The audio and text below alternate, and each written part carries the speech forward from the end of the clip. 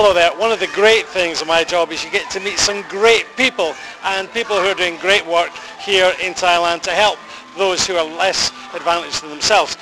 Joining me is a woman who I spoke to, back on the King's birthday last year. Her name is Margaret Granger from the Hand to Hand charity. Margaret, how are you? I'm fantastic. Good. Now, since we came and seen you the last time, well, actually, give people an overview of what you do here.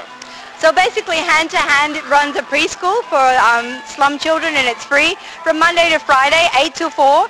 And then on Monday, Tuesday night and Saturday afternoon, we have a free after-school care center where older children can come. And a lot of these kids that come to the after-care center, they would normally be eating out of the garbage can or have very little to eat themselves. So they come here and they can get food, they can get clothing, they can get medical care, and they can also get emotional support. Okay. Now we're at South Pattaya. We're right behind Big C, what they call Duck Square, right? Right. Now when I came to see you back in November, how many children did you have then? A lot less, right? We had 32 children in November, yes. And now our preschool has 53 children, 53. And sometimes in our after-school care we have like up to about 57 children. Wow, okay. So you obviously, I know that you've now got 3 different rooms here. You've got toys, you've got stuff, but you need more stuff like that, and also you need more help, don't you? Oh, absolutely. You know what? We always need extra pairs of hands. People who speak Thai, people who speak English, it doesn't really matter. We just need people to come and help, and some of the older kids need help with their homework and all that kind of stuff, so we really just do need a lot of people to come and help us, yeah. Okay.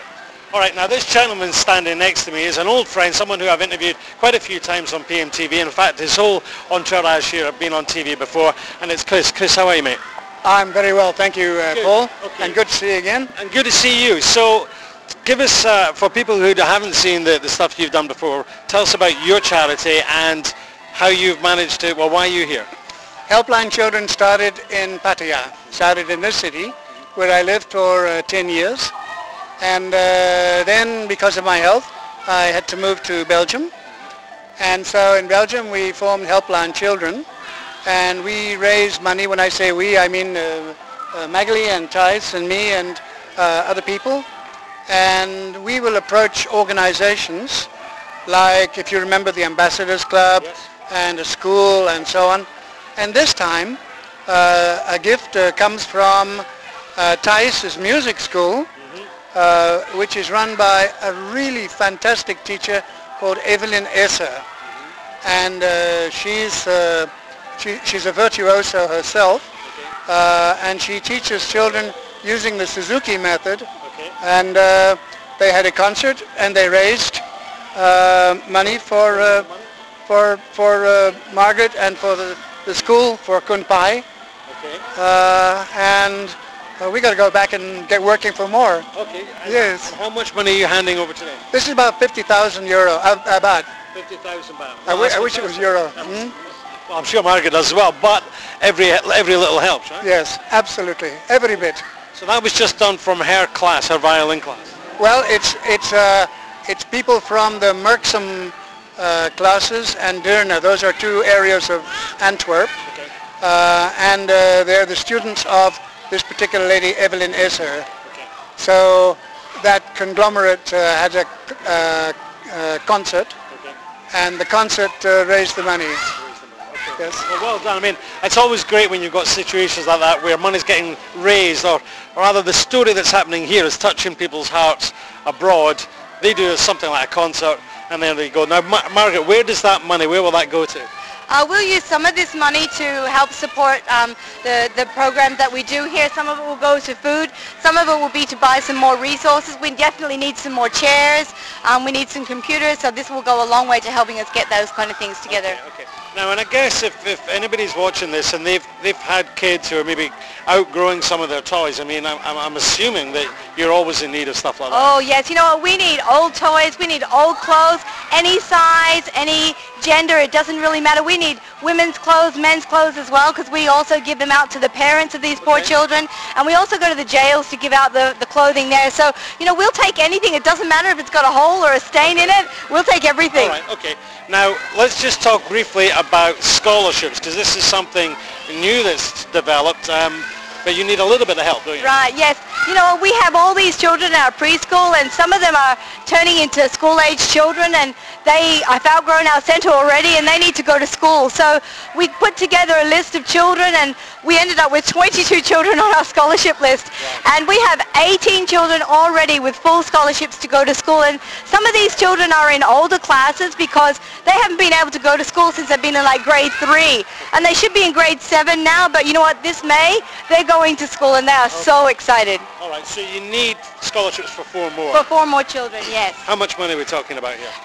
It depends on which grade level, but we've got some children that are going to grade 2 and grade 3, and so that's 11,500 baht for the whole year. Okay. And we've got one child that's going to a vocational school, and that will be about 22,000 baht for the whole year. Okay, okay. And now something else, just lastly I want to mention, is that people can also sponsor families almost. That's right, that's right. We know we've got some really, really needy families here, and so, you know, $30 a month or 1,000 baht a month, you know what, we can buy groceries for them. We won't give them the money, we'll buy them the groceries, and we'll deliver it to their house and make sure that they're using it for good purposes, and so we really need help there too. Okay, well, it's great stuff. Chris, it's great to see you back in Thailand. Thank you so much. And you know, the warmth that you're spreading, and obviously working with Margaret, it's absolutely wonderful. And of course, it's all helping the kids, like you did with the Soy Kopai projects before. Yeah, I remember it all very well. So thanks very much. We're going to catch up with another gentleman who's got involved with what Margaret's doing, and what the work that she's done has inspired them. They've done some other work here in Thailand. They've now came to Pattaya, and they're going to be doing some work beside Tuk Kum at the SUNY Plaza, so stay tuned.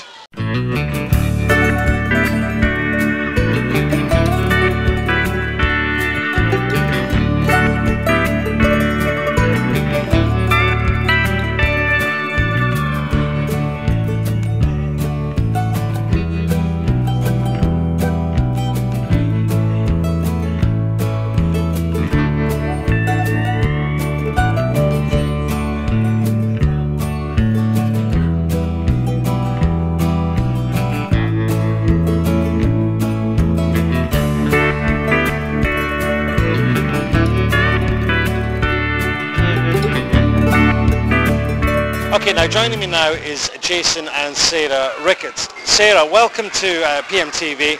It's great to meet you here today. And how did you learn about what the work that Margaret's doing? We've been here in Pattaya for a little over a year, and we met Margaret the first week we were here in Pattaya. Some friends put us together, and so we've been here helping for over a year now, and with the intention that we always wanted to duplicate this model of what's happening here. Okay, now you're no stranger to doing charity work though. I mean, it's kind of in your blood, I suppose, isn't it? Yes, we actually moved here to Thailand 5 years ago and worked up north for 4 years before coming here. And so worked alongside World Vision Foundation of Thailand and other NGOs in the north. Okay. So our backgrounds are education and management from America. Okay. So what are your plans for Pattaya? We are hoping to open a children's center in the middle of the Tuk Kum area that mainly focuses on child care for children whose parents work at night, mainly targeting poor families or single parent moms who are working but just need a little extra help with their kids, so their kids have a safe place to stay if it's from 4 o'clock in the afternoon when they're out of school until bedtime, or if it's an overnight situation where moms don't get off work till 3 or 4 in the morning. Kids have a safe place to sleep where they have food, a shower, help with homework, activities, and they're off the streets where they're not roaming around for potential danger. So then will the children or will the families have to register somehow? Or? We will. We will ask for them to come in and to meet with us, so that we want to help those. We want to help as many as we can, but we want to make sure that we are actually helping and that we're not causing people to just depend on other people. Okay. So we want to reach those that have the greatest needs. And will there be a financial obligation for them? No, we don't want to. We want to help the families. Okay. That's why we want to reach those that really have the greatest needs. If they can afford something different, we want to refer them to places that can. But for those that just can't make it, we don't want to charge any fees for this. Okay. I mean, the area that you've chosen, I would imagine that what you're doing will be very, very popular, because that area, because of the market, that whole market that starts, well, it goes out throughout the night. Yes. That road gets busier and busier as the night becomes morning. Yes. So I would imagine that, yes, there'll be lots of families or parents who are working in those kind of trades where the kids will, effectively, they'll be dragged along because mommy and daddy are working. Which is exactly what's happening. We've been out for the past year interviewing and just talking to people on the streets to find out for sure the biggest needs, and that was one of the biggest needs. It's not always people, it's people who are working, who are honestly trying, but they just need a step up. They just need a hand. Now, the other thing that obviously springs to mind with that area is the, if you like, the dark side of things across there, SUNY Plaza, and the sex trade that goes on. Would you imagine that in time that perhaps your premises will become something of a safe haven for the children who are maybe hanging around on the fringes of that, and they might be more attracted to come in and get a bite to eat and somewhere safe, and maybe even just get a cuddle, but get a nice cuddle, not a horrible. Most definitely. That is definitely our heart. Our heart is for is for all the children. You know, whether it be those children or whether it be children whose parents are just working. But we want to be there for children, for them to know this is a place that's safe and a place where you are loved. Our design is set so this building will be functioning all about children. Everything about it. We want them to walk in and feel like it was created just for them. Not an afterthought, but the whole thing is you are special, you are valued, and you are worth something. You are not just to be trashed or thrown away or abused and used, that you are special. So now, you mentioned earlier about NGOs. Will this come under the umbrella of an NGO? Yes, we are actually partnering with Hand to Hand, and so we will be under their foundation. We have a nonprofit foundation in America that helps raise support for this, but it's a completely by donation project. Okay, so I guess, again, you're looking for support, perhaps financially and in terms of other things as well, I guess. Yes, we are always, we have stepped out just trusting that this was what we were to do because we saw the need. So we don't have all the funds that it takes to run this, but we believe that we will, and that, you know, there are people who want to help and to be involved. So our biggest needs are financial support. We need support for bedding and for all the materials to get started. And we are looking for staff right now, currently for Thai staff. Thai staff. Thai staff. Thai speaking. Yes. Right, okay. And what about the actual building itself? Is it a shell that's ready to move in now, or does it still need some work? No, right now it's 4 walls. 4 very large walls and 4 very large stories within those walls, but it's just bare walls with electrical wires hanging out and water dripping down. And so right now we're working to get the electrical finished. We need to put in some more toilets because there's only 1 working toilet and we need at least 4. So right now we're in the cleanup stage and the renovations. Well, you know, I'm sure with all the people that's retired here in Pattaya, there must be a whole bunch of guys who are good at DIY, you know, whether they were tradesmen like electricians or plumbers. Maybe they could come along and, you know, and help you as well, right? That would be amazing, yes. So you're looking for volunteers, some money as well. How do people get in touch with you? The best way to get in touch with us would be to contact us by email. Okay. Well, we'll bring Margaret's email up on screen. Is that okay? That would be perfect. We'll bring that up on screen.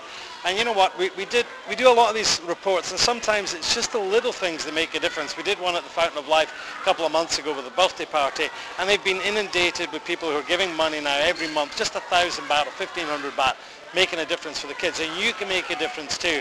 It doesn't always have to be 50,000 baht and million bahts. It could just be a couple of thousand baht. It could be some old clothes or toys that you have, or it could be that you just give your time. Thanks for watching. See you again. Thanks very much. Thank you. Wonderful. Thanks very much.